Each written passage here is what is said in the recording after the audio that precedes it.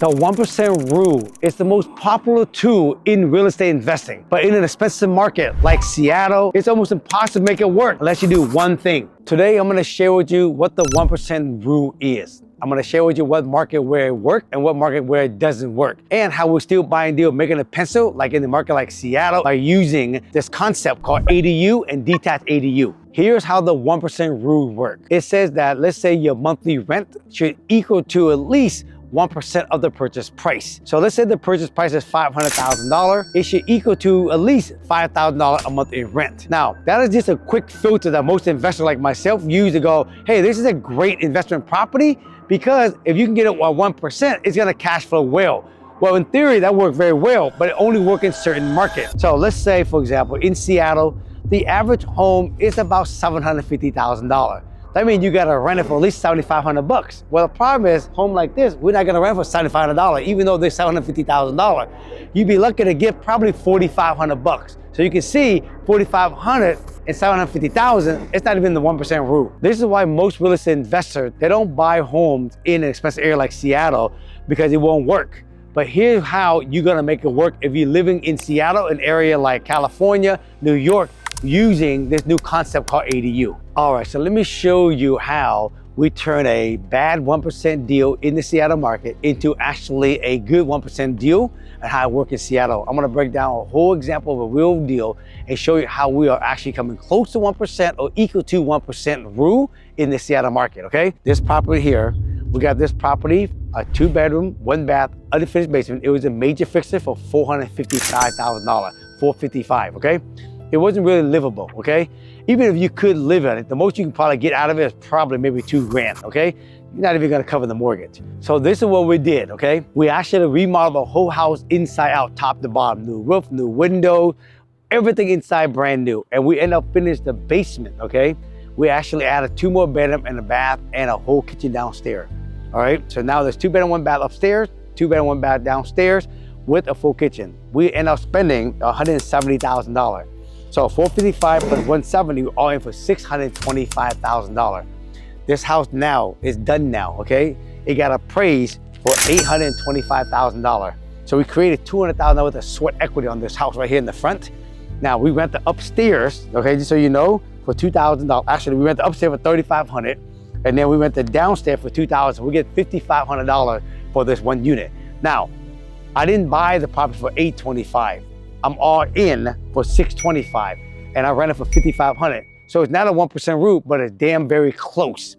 But where I'm gonna make up the 1% rule and come closer is what I'm gonna do else on this property. So remember I told you, it is hard to get 1% in this expensive market. So in the front, we came close to get 1%, but here's how we make it up. See the backyard now? And this is what we have to do to actually get the 1% rule, as for sure for the back, and it would help the front. So what we do in Seattle, and we do right now, this is a concept that's happening all across America. We're gonna put a 1,000 square foot, 3-bedroom, 2-bath, detached ADU in the back, and that right there is gonna actually help get the 1% rule over the whole entire property. I'm gonna show you exactly what a real dollar look like. I'm gonna run down the number to you right now. Let's go. If you're watching this video and you're asking yourself, man, how do I find a deal like that? How do I actually get funding? And if I find a property like that, how do I know if I can put an ADU in the backyard? ADU stands for Accessory Dwelling Unit. Now, this is what we actually teach a lot of my students all across America on how to actually find a deal like this, how to fund it, and actually know when to put an ADU in the backyard through our mentorship called Springboard to Wealth. Also, if you ever find a deal like this, and we teach you actually how to get an ADU in the backyard, free and clear, Springboard funding, we have our own funding in-house. We can actually fund the ADU now with no money out of your pocket, none. So you buy the house in the front, you put the ADU in the back, and the ADU is free and clear because it's on its own backyard and has planned the permit. We can fund it 100% financing. So if you guys ever curious about how to actually invest in real estate, want to start growing your portfolio, or want to just get started, or even get funding. So if you like what you're watching and you want to be part of this, click the link in the description to be part of it, all right? So back to the video. I still use the 1% rule when analyzing new out of state, when looking at turnkey property or BRRRR property in like Midwest or like Southeast, because they're a great tool to use. It's quick. You can go, oh, house, they want $200,000. I can get $2,000 for rent. This is gonna be a good deal. But in the Seattle market, the LA market, in the high-end market, right, the 1% rule is just a starting point. There's so many different factors you gotta look at to make sure if it actually works. So for example, when I look at a deal in the Seattle market, I look to see where can I force value and where can I add value. I can't buy a turnkey property because it's gonna be hard for me to get the 1% rule. I have to buy a fixer-upper, force the value of the house. And then basically, I think about, can I add more bedroom? Can I add more bathroom? Can I add more units? Can I put ADUs in the backyard, right? Can I move the floor plans around so I can actually get the best and highest return on this property so I can get the highest sales price and the highest rent so I can get close to the 1% rule or equal to the 1% rule. Here's what I actually focus on. I don't only focus on the 1% rule. That's just, again, one thing that I focus on, right? And I keep that in mind when I work in these high-end markets. But I actually really focus on the cash on cash, the expansion potential. Can I add an ADU or a detached ADU? Or, can I convert basement into ADU? Can I put, garage conversion? Can I convert the garage into ADU? I look at all those aspects. Then I also look for neighborhood.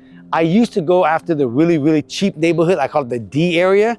Now I really focus on buying property in the B neighborhood, because B neighborhood, I get better appreciation. And B neighborhood, I get actually better tenant that take care of my property longer. I also look at exit option, right? If I actually buy the property and I like it, and it might not hit the 1% rule, but it come close.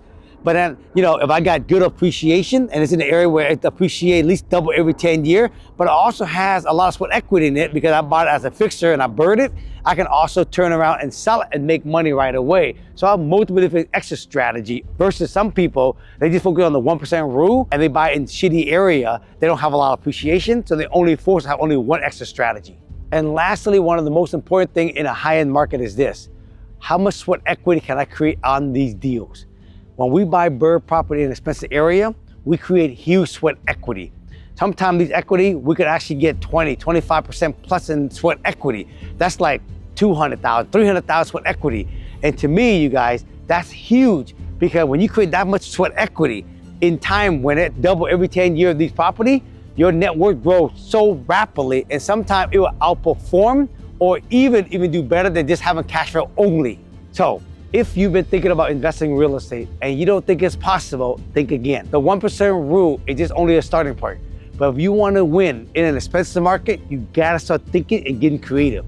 You gotta learn how to add value, force value. You gotta learn how to add ADU, detached ADU, and start looking at appreciation, right? More than just cash flow only. If you guys like the video and you like the topic and you like what I talked about today, give me a thumbs up. If you haven't subscribed to the channel, please do me a favor, hit that subscribe button. We want to hit 1 million subscribers this year, everybody.